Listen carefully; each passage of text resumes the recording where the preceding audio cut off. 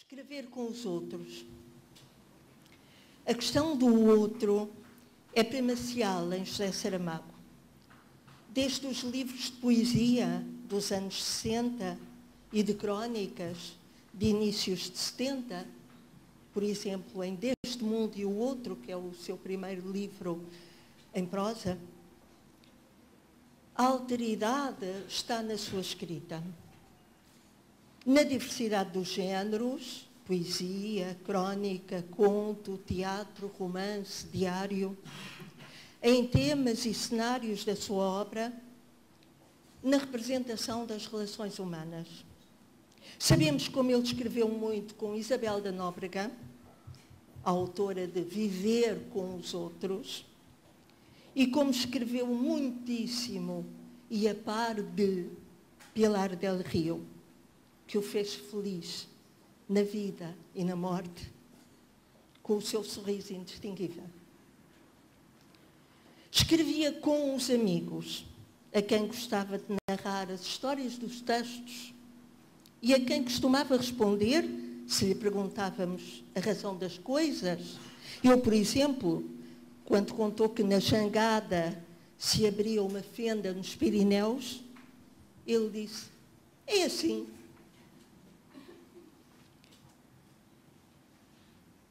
Portanto, o outro, o estranho, o diferente, era assim, entidade e representação imaginários.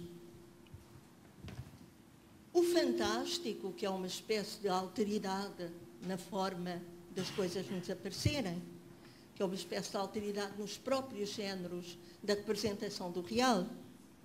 O fantástico das narrativas do objeto quase, a oscilação de ideais, um e outro ideal, em um ano de 1993, uma obra ímpar, acrescida aqui do uso da escrita versicular, que inculca como poesia um texto que pode ser entendido como tendo um caráter narrativo, culmina esse fantástico em Memorial do Convento, na representação de outros modos de ser e existir. A humanidade de Baltazar, que se une à capacidade sobrenatural de Belimunda, com forças conflituais em volta. Tanto a insciência quanto a experimentação científica do padre. A arte como meio de atingir o bem e o poder como possível exercício do mal, enredando a ação que tende a apagar manicaísmos e exaltando a faculdade de discernir.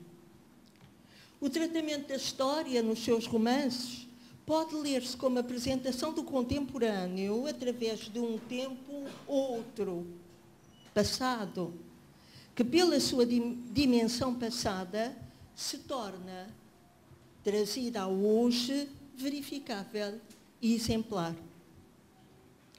Tratando-se centralmente da história pátria, a visão do outro torna-se assim reflexão sobre o mesmo. O que do outro pode tocar o eu, ou a inserção desse eu, ao invés, na mesmice, isto é, na rotina do mesmo, na preguiça de não pensar e de não nos desdobrarmos.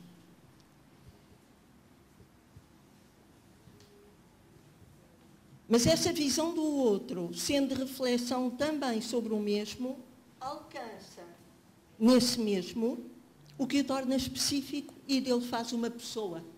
Isto é, marca-lhe a identidade. Este modo multifacetado de comunicar homem e tempo integra-se na visão dialética do seu marxismo. E certo é que proporciona excelente matéria de ação romanesca e a ativação do pensamento do leitor, que nunca lhe fica indiferente. A obra de Saramago leva a um pensamento atuante, a um pensamento pragmático, a um pensamento que se volta para algo a fazer. É curioso ver como isso se elabora em Levantado do Chão, que fez de Saramago um grande romancista. Aí a história confunde-se com as raízes da terra e faz do contemporâneo um atual que se quer dar como histórico no sentido de algo que fica, algo que marca e que, como não ficou, tratava-se da reforma agrária, se tornou afinal em romance histórico no sentido corrente. Quando o que ele contém é atualidade pujante, seiva fresca, pulsação humana a vibrar e a poder ser em qualquer altura. E o continente disso, o que contém tudo isso, é a tal frase nova, a frase saramaguiana, cadenciada em pontuação reduzida, para fazer da escrita o impulso de um sentir verbal contínuo, em pensamento e ação, proverbial e litaníaco, que o autor diz ter-lhe surgido algumas páginas após o início da escrita, por imposição de uma necessidade interior não racionalizada. É, pois, uma frase outra que constrói também. A concepção da alteridade marca os romances futuros, em personagens com o tema do duplo e do desdobramento, o ano da morte de Ricardo de Reis, o homem duplicado, em territórios, com cataclismos e inesperadas junções, em A Jangada de Pedra, em A Caverna, em comunidades e crenças, sendo neste caso a história do Cerco de Lisboa uma das obras mais notáveis da literatura do século XX, até pela mutação do olhar praticado sobre o islamismo. Surge o problema religioso com dimensões cujo alcance moral se inverte sobre cristãos e sarracenos, de modo a que se leia a história dos dois pontos de vista e das duas perspectivas de sensibilidade. Sobre a religião, escreveu Amilde de Saramago. Em teatro, o que sublinha o alcance dramático do tema, e no romance. Sendo ateu, a religião cristã é para ele uma forma outra de encarar o mundo. Daí que o Evangelho segundo Jesus Cristo e Caim, mais que libelos anticristãos, sejam construções literárias em que a atuação religiosa é criticamente considerada e, de muito positivo, fica da leitura de ambos o convívio interessado com os textos sagrados, mais intenso em Saramago que em muitos cristãos que conhecemos. Da obra última, tocam particularmente as pequenas memórias, o belíssimo Intermitências da Morte, o inesperado A Viagem do Elefante. A morte é o grande outro, na acessão lacaniana do mistério que nos anula, e o animal dócil e majestoso, o elefante, figura o humano, presa da viagem instável da vida, que é recorrente em Saramago, seja em busca de outras paragens, seja em busca da matriz do ser. Para ele, Saramago, essa viagem da vida foi uma luta difícil e uma afirmação feliz, vivida na inquietação do desgoverno do mundo e na ansiedade do bem dos outros. Escreveu sempre com os outros. A estrela, que é o motivo literário dessa viagem, como guia e como fortuna, emerge logo nesse primeiro livro intitulado Deste Mundo e do Outro.